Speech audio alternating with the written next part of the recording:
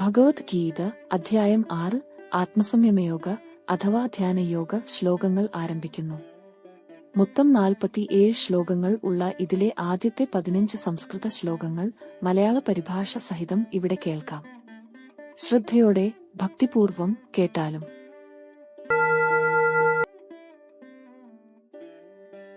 अथ षष्ठोऽध्यायः श्रीभगवानुवाच अनाश्रितः कर्मफलम् कार्यम् कर्म करोति यः स सन्न्यासी च योगी च न निरग्निर्न चाक्रियः. ശ്രീ ഭഗവാൻ പറഞ്ഞു, കർമ്മഫലത്തെ ആശ്രയിക്കാതെ കർത്തവ്യമായ കർമ്മം ആരു ചെയ്യുന്നുവോ അവൻ സന്യാസിയും യോഗിയുമാണ്. അല്ലാതെ അഗ്നിഹോത്രാദികളെ ചെയ്യാത്തവനും കർമ്മത്തെ ഉപേക്ഷിച്ചു സ്വസ്ഥനായിരിക്കുന്നവനുമല്ല. സന്യാസമിതി പ്രാഹുഃ യോഗം तं വിദ്ധി പാണ്ഡവ ന ഹ്യസന്ന്യസ്തസങ്കൽപഃ യോഗേ ഭവതി കശ്ചന. ഹേ പാണ്ഡവ, സന്യാസമെന്നു പറയുന്നത് ഏതോ അതുതന്നെയാണ് യോഗമെന്നറിയുക. ഫലേച്ഛ വിടാതെ ഒരാളും യോഗിയായിത്തീരുന്നില്ല. ആരുരുക്ഷോർമുനേര്യോഗം കർമ്മകാരണമുച്യതേ യോഗാരൂഢസ്യ തസ്യൈവ ശമഃ കാരണമുച്യതേ. കർമ്മയോഗത്തെ പ്രാപിക്കുവാനിച്ഛിക്കുന്ന മുനിക്ക് കർമ്മം മാർഗമെന്നു പറയപ്പെടുന്നു. പിന്നീട് യോഗസിദ്ധി നേടിക്കഴിഞ്ഞ അവൻ ശമം കാരണമെന്നും പറയപ്പെടുന്നു. യദാ ഹിനേന്ദ്രിയാർത്ഥേഷു ന കർമ്മസ്വനുഷജ്ജതേ സർവസങ്കൽപസന്ന്യാസീ യോഗാരൂഢസ്തദുച്യതേ. വിഷയങ്ങളിലും കർമ്മങ്ങളിലും ആസക്തിയില്ലാതെ എല്ലാ മനോവ്യാപാരവും ത്യജിച്ചവനെ യോഗാരൂഢൻ, അതായത് യോഗത്തെ പ്രാപിച്ചവൻ എന്നു വിളിക്കുന്നു. ഉദ്ധരേദാത്മനാത്മാനം നാത്മാനമവസാദയേത് ആത്മൈവ ഹ്യാത്മനോ ബന്ധുഃ ആത്മൈവ റിപുരാത്മനഃ. ഒരുവൻ തന്നെ സ്വയം ഉദ്ധരിക്കേണ്ടതാണ്. തന്നെ സ്വയം താഴ്ത്തരുത്. താന് തന്നെയാണ് തന്റെ ബന്ധു, താന് തന്നെയാണ് തന്റെ ശത്രുവും. ബന്ധുരാത്മാത്മനസ്തസ്യ യേനാത്മൈവാത്മനാ ജിതഃ അനാത്മനസ്തു ശത്രുത്വേ വർത്തേതാത്മൈവ ശത്രുവത്. യാതൊരുവൻ സ്വയം തന്നെ ജയിച്ചിരിക്കുന്നുവോ അവനു താന് തന്നെ തന്റെ ബന്ധുവാണ്. തന്റെ മേൽ നിയന്ത്രണമില്ലാത്തവൻ താന് തന്നെ ശത്രുവിനെപ്പോലെ ശത്രുത്വത്തിൽ വർത്തിക്കുന്നു. ചിതാത്മനഃ പ്രശാന്തസ്യ പരമാത്മാ സമാഹിതഃ ശീതോഷ്ണസുഖദുഃഖേഷു തഥാ മാനാപമാനയോഃ.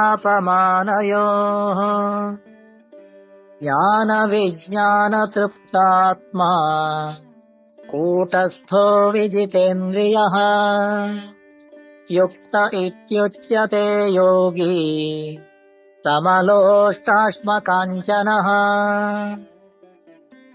മനോജയം സിദ്ധിച്ചവനും പ്രശാന്തമായിരിക്കുന്നവനും ആത്മാവ് ശീതോഷ്ണങ്ങളിലും സുഖദുഃഖങ്ങളിലും അതുപോലെ മാനാപമാനങ്ങളിലും ഏറ്റവും സംഭാവനയോടുകൂടിയവനും അധ്യാത്മജ്ഞാനവും ശാസ്ത്രജ്ഞാനവും കൊണ്ടു സംതൃപ്തനും നിർവികാരനും ഇന്ദ്രിയജയം നേടിയവനും മൺകട്ട, കല്ല്, സ്വർണം ഇവ തുല്യമായി ഗണിക്കുന്നവനുമായ യോഗി യോഗയുക്തൻ എന്ന് പറയപ്പെടുന്നു.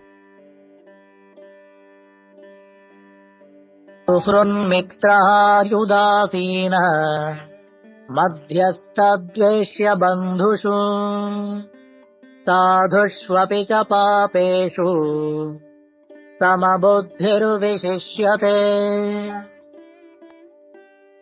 സുഹൃത്തുക്കൾ, മിത്രങ്ങൾ, ശത്രുക്കൾ, ഉദാസീനന്മാർ, വെറുക്കപ്പെടേണ്ടവർ, ബന്ധുക്കൾ, ഇവരിലും നല്ലവരിലും പാപികളിലും സമബുദ്ധിയായിരിക്കുന്നവന് വിശിഷ്ടനാകുന്നു. യോഗേ യുഞ്ജേത സതതം ആത്മാനം രഹതി സ്ഥിതഃ ഏകാകീയത ചിത്താത്മാ നിരാശീരപരിഗ്രഹഃ.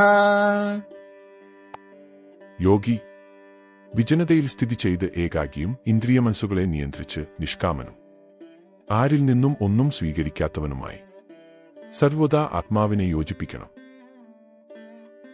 ശ്രുതൗ ദേശേ പ്രതിഷ്ഠാപ്യ സ്ഥിരമാസനമാത്മനഃ നാത്യുച്ഛ്രിതം നാതിനീചം ശൈലാജിനകുശോത്തരം തത്രൈകാഗ്രം മനഃ കൃത്വാ യതചിത്തേന്ദ്രിയക്രിയഃ ഉപവിശ്യാസനേ യുഞ്ജ്യാത് യോഗമാത്മവിശുദ്ധയേ.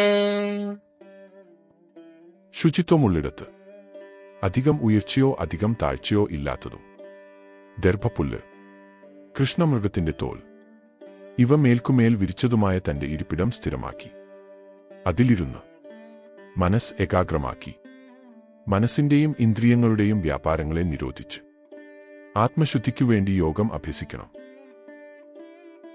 സമം കായശിരോഗ്രീവം ധാരയന്നചലം സ്ഥിരഃ സംപ്രേക്ഷ്യ നാസികാഗ്രം സ്വം ദിശശ്ചാനവലോകയൻ അശാന്താത്മാ വിഗതഭീഃ ബ്രഹ്മചാരിവ്രതേ സ്ഥിതഃ മനഃ സംയമ്യ മच्चित्तः യുക്ത ആസീത മത്പരഃ.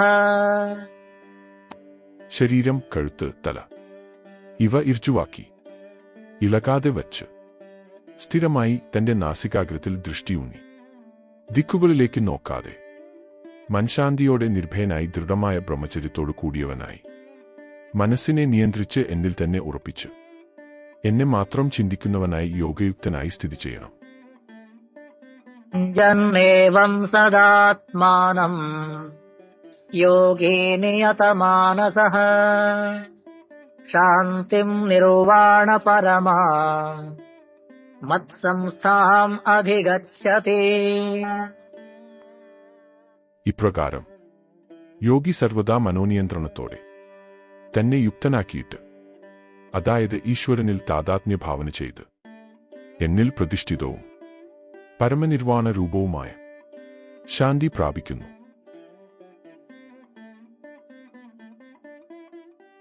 അധ്യായം 6 ആത്മസംയമ യോഗ. ശ്ലോക വീഡിയോകൾ തുടരും.